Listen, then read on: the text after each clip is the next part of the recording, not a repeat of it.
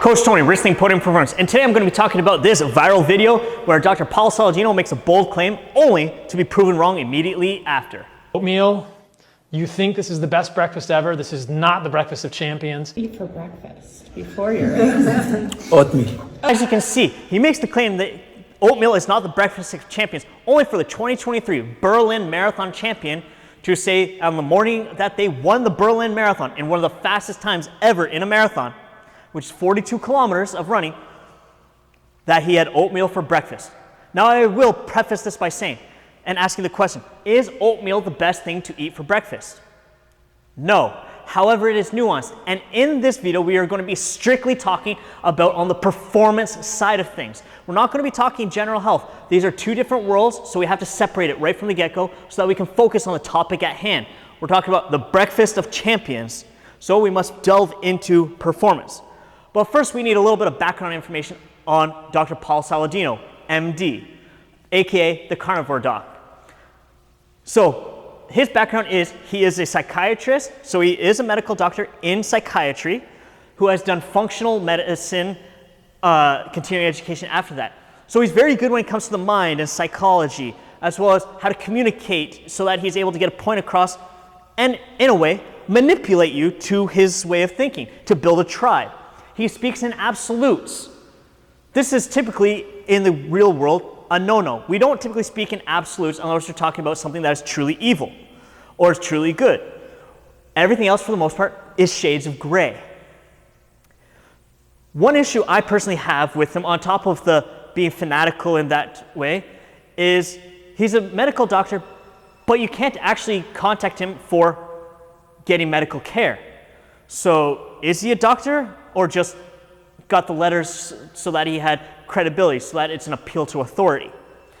I always have an issue with that type of thing because there's lots of doctors out there who have only had 4 hours of nutrition training and are giving patients nutrition advice, which is actually harmful to that patient. So we have to keep this in mind. I will admit, he does give lots of fairly good nutritional advice on his social media platforms. But let's go into it a little bit deeper. In his past, he's been a fanatical, zealot, militant vegan to the point where it was only that. Then he evolved. He left the plant-based world behind and he went all into animal-based foods. Everything had to be animal-based, whether it was honey, raw milk, cheeses, meats. It had to be animal-based. And now recently, he started to incorporate carbs back into his diet. So it seems like he's pretty much very binary on things. It's either all in or all out. It's no shades of gray anywhere in there. As I was saying, he makes bold claims. He has a series on his social media of, is the food BS or not? Where he makes claims about different foods being BS. He makes claims about various plant-based foods being BS or unhealthy for you because of one phytonutrient in them, which can typically be nullified either by cooking, soaking, or other means without actual heavy processing. And on top of that, yes, he has a product to sell. He himself is a product to sell. He has a book. He has a supplement line to sell. So all of this funnels you into a sales funnel so that he can make money off of the consumer. I don't fault him for that. Me making this video is doing the exact same way. I'm not going to be hypocritical and deny that, but I'm being upfront and saying that. So that's Dr. Paul Saladino, MD. Now we have to actually dive into, is oatmeal the breakfast of champions? In the context of this video, we're talking about performance, especially in regards to endurance activity. So we have to now take a look at 3 different factors and how they intertwine with one another because they're directly related. You have your fuel source, respiratory exchange ratio, and your rating of perceived exertion. Each of these depends on one another, but we need to dive a little deeper into the respiratory exchange ratio first, RER. It goes on a scale of 0.7 to 1. It's a ratio of how much carbon dioxide you're breathing out in comparison to what is basically breathed in. The higher that number, so the closer to 1 that it gets, the more carbohydrate your body is actually using, or glucose stores, for the activity. And the closer to 0.7, the more lipids you're actually using, or triglycerides within your body. Our body is much more efficient at using energy when it's using lipids or triglycerides than it is with using carbohydrates. But the preferred energy source is carbohydrates because they're much faster to utilize. Yes, it is inefficient, but it is much faster to use. You're able to put out more effort at the same amount. So for example, if you're doing an all-out sprint, your RER after that is going to be much closer to 1.0. If you are just walking or talking in this video, for example, the RER is going to be closer to 0.7. Now it does vary throughout there depending on the intensity, how into it you are, your heart rate. And this relates directly into the rating of perceived exertion, which typically goes on a scale of 0 to 10. 10 being your spleen's about to pop out, your eyes are bulging, and you're about to blow out, you're about to basically pass out. You're giving everything you have. And a 1 is you're sitting on your arse doing sweet fuck all.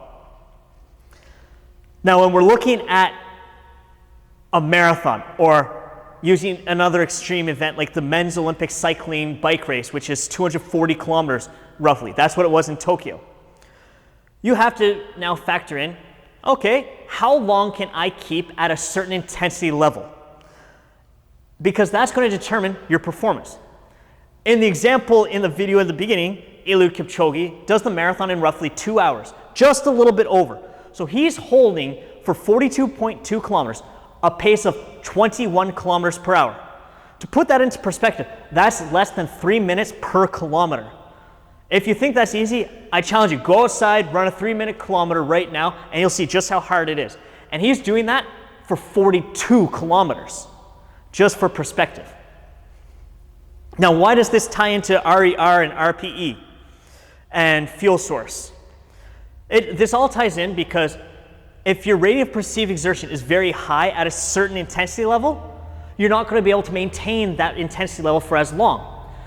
So if you're able to then have a higher RER, respiratory exchange ratio, while maintaining a slightly lower rating of perceived exertion, you can then continue at that intensity for much longer. Why is this important for a fuel source? Because for the most part, we only utilize 2 different fuel sources for activity: lipids, triglycerides, and carbohydrates, glucose. It's been proven in studies where you can actually increase your body's blood sugar levels literally just by rinsing your mouth out with a glucose substitute beverage, or for example, like a Gatorade, just for argument's sake. Literally, you just put it in, swizzle it around your mouth, and spit it out, and your body will actually psychosomatically cause other glucose stores to then be used and sent into the bloodstream to be used for activity, because your body now feels, I have more coming in, even if it doesn't. And this allows you to maintain a slightly higher intensity level, a higher RER, while maintaining a lower rating of perceived exertion. So you're actually able to go harder without it feeling like you are. Why is this so important when you're talking about a marathon or a 6-hour bike race? Well, if you're able to maintain 21 kilometers per hour running for 2 hours as opposed to 20, well, you just finished the race in 6 minutes faster. That's the difference between 1st and 17th in some of these elite marathons. That's the difference between being the world record holder and getting a $100,000 check and not even being able to afford your flight home. That's why RER and RPE are so important, as well as the fuel source, because that fuel source is going to determine a lot of things. You see a lot of people when they talk about endurance activities starting to move away a little bit from the using carbohydrates. They want to use ketones.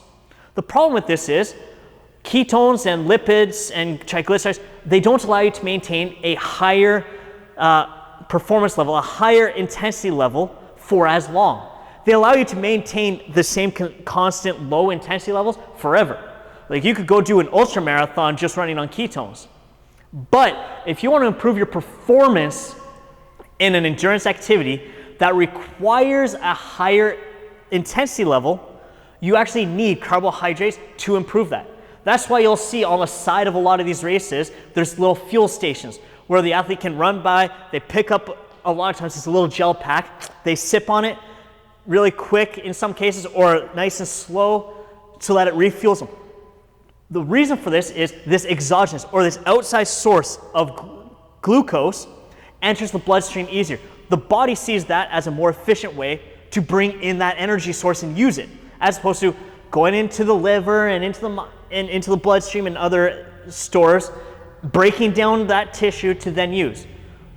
Why should I go break down this source, this bank, if I don't need to? If all I need to do is, hey, you're giving it to me right now, I might as well use it. That's why glucose or carbs is the macronutrient of high performance. Now let's actually dive into the crux of the matter. Is oatmeal the breakfast of champions? Well, if you take a look at the track record of many world champions, Olympic champions across a plethora of events, you can argue that perhaps oatmeal might actually be the largest breakfast of champions in the world. But we should dive into as to why that might be. The biggest factor we have to take into consideration is the most important factor is the athlete. That's number one. That's all that matters at the end of the day. Why does that matter? They're the one performing. They're the one who has to get to the finish line. So, what kind of factors do we have to think about when we're talking about championship breakfasts? Most people will think, oh, just the macronutrients, organic food, you have to get the highest nutritional density. That's actually, on the day of performance, secondary in my eyes. The reason why? They have to perform. All these other foods, they're excellent, they're amazing. But the issue is, are they actually going to be able to take advantage of that during their event of competition? It's magically known. Michael Phelps, days of training, he would have like a 10,000 kilocalorie breakfast. Is that something that most people, athlete or not, can even down in a day? No. It's also known the world's fastest man in history, Usain Bolt, historically, famously ate 100 McDonald's McNuggets before running 9.58 seconds in the 100-meter dash at the Berlin 2009 World Championships in athletics. Neither of those are good things, but that's what these champions, these greatest of all time, did before performing. So we have to take into account the athlete. What do they like to eat? What do they not like to eat? The psychology of the food. What are they comfortable with eating? How are they actually able to handle the food? And another major factor is the food availability. So let's go through each of these. The psychology, likes, dislikes. Well, a lot of athletes are superstitious in different ways. You'll see them, they'll tie their laces a certain way. They show up X number of minutes before to warm up. They drink 2 sips at a certain point. Then they have another sip here and another sip there at specific intervals. Because an athlete, if they had success once doing something, they will try to repeat that to catch lightning in a bottle a second, third, fourth, fifth time. It becomes a ritual for them. Even their meal pre-competition is part of that ritual. It sets them up. Psychologically, it gets them ready to perform at their best. It could have been, oh yeah, I had X meal before I had a personal record or I won a championship. That's it. I'm going to have this every time that it matters because this is what I had when I won, or this is what I had when I had my best ever performance. So that's going to play into their psychology. If it's a food they don't like, guess what? They're not going to eat it. They're going to avoid it, or it's going to cause a psychosomatic response. If they like it, well, that's something better for them to have. What are they comfortable with eating is massively important. Some athletes are going to be more comfortable with eating wider range of things, while other athletes, they're going to be very regimented and they're only going to be comfortable eating certain things before a competition. I've heard coaches tell athletes don't eat beef the day before you compete because it's just going to sit in your stomach and you're not going to digest any of it. I've heard it told carb up the night before, have a massive bowl of pasta before so that you have all these carbs. Is either right or wrong. They're both right, but they're both wrong. It depends on how the athlete is comfortable consuming the food And then from that, how do they handle the food? This is the single most important factor that we have to consider, especially when we're competing abroad on the world and global stage. How you handle food might be something where you train and live because you're used to everything there. And then as soon as you travel, things change. There's different microbes in the food. There's different microbes just in the water. The water here in Ottawa is going to be different than New York City, which is different from London, England, and that's different from Delhi. It's going to be different from Melbourne, Australia, which will be different from Beijing, China. Because there's different things that we have to factor in, local regulations and all this. Why is that important? Because if the water is different and the food is different, how you handle this is going to play a massive role in your performance. If your body isn't able to handle a change in the food all that well, now you're going to have gut distress and gastric distress. Neither of these are something you want, especially in a long duration activity like a marathon. Could you imagine you're 21 kilometers into the marathon? You're halfway. Your stomach starts to gurgle. All of a sudden you get this urge that you got to go to the bathroom. You're only halfway. You're definitely not going to perform at your best at that point because you're going to have so much of your thought process going towards not crapping down your leg in front of people while you're running a marathon. One of the reasons why so many athletes reach for and go for oatmeal for breakfast before different competitions, especially when they're abroad, one, it's going to be standardized around the world for the most part. Just about everywhere you go, it's going to be like a Quaker Oats because a lot of hotel chains have a vendor that provides and sources them Quaker Quick Oats. Those little packets that you rip open and you pour in a bowl, add a bit of water, throw in the microwave, boom. In 2 minutes, you got a breakfast. It's quick and easy. You can add different flavors to it. It's hypoallergenic. Not very many people are going to be allergic to it, so they don't have to worry about too many food allergy issues. And because it's going to be standardized across the world, you know, if you go to a hotel in Berlin or Chicago, you're going to have most likely the exact same product, which means you don't have to worry about gastric distress.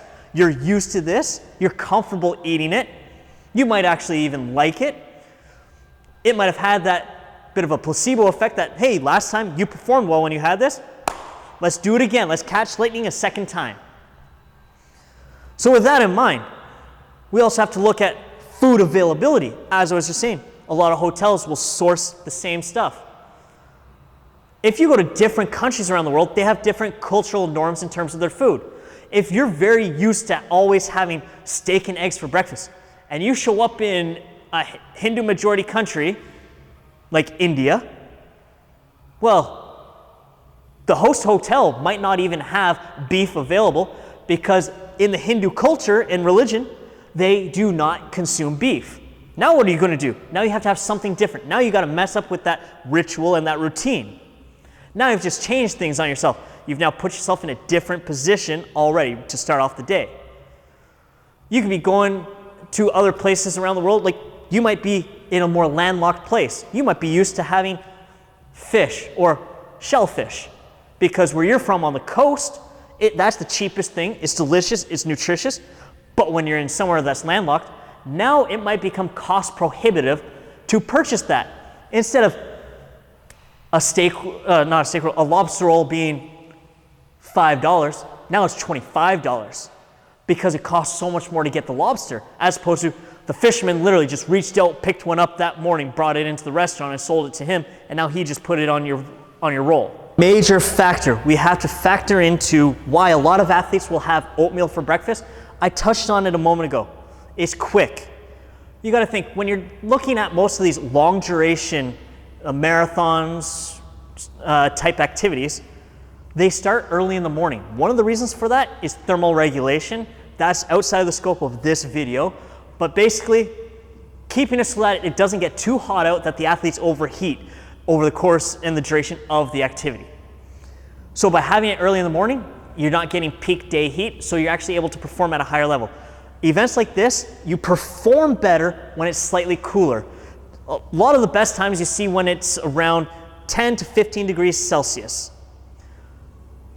Why? The body stays a little cooler. It allows you to have that higher rating of perceived exertion at a lower rating of perceived exertion at a higher intensity level. This then means you can perform at a higher level for longer without fatiguing, without gassing out, without breaking down. Whether the event is in the morning or the evening, a lot of athletes will still go for the oatmeal because it's simple. Simplicity of food when you're traveling abroad is a massive benefit to the athlete. The moment things get complicated, we run into the risk of food contamination, we run the risk of foodborne illnesses, we can run the risk of sabotage. That might sound weird, but when you're competing for money, sabotage becomes a real thing. When literally you're competing to be able to put food on your table later, to afford that plane ticket home even, to be able to pay your coaches, your support staff, your medical staff, you have to ensure you line up everything to perform at your best. Now, bringing this all together, is oatmeal necessarily the best thing in the world for breakfast and performance? No. But it's a nuanced subject we have to keep into consideration. The athlete, the event. If we're talking a long duration event, having some carbohydrate in the morning is actually going to be relatively beneficial to them. Why?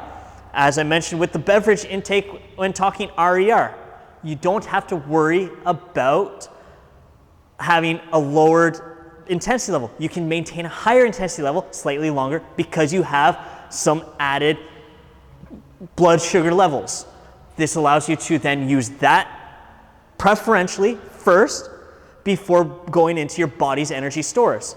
And if you're able to do this for longer while maintaining an exercise output that you can maintain, you're setting yourself up for personal record performance. Doesn't matter what event it is or sport. If you're able to do this and you have a ritual with how you, right from the moment you wake up, even go to bed the night before until you compete, you're able to set yourself up for success. Dr. Paul Saladino, the Carnivore MD, is wrong. Oatmeal is the breakfast of champions. Is it the best thing they can eat? No. Are there better options? Yes. But is it the most convenient for them and puts them in a position for success? Yes. And that is why, in many cases, oatmeal is the breakfast of champions.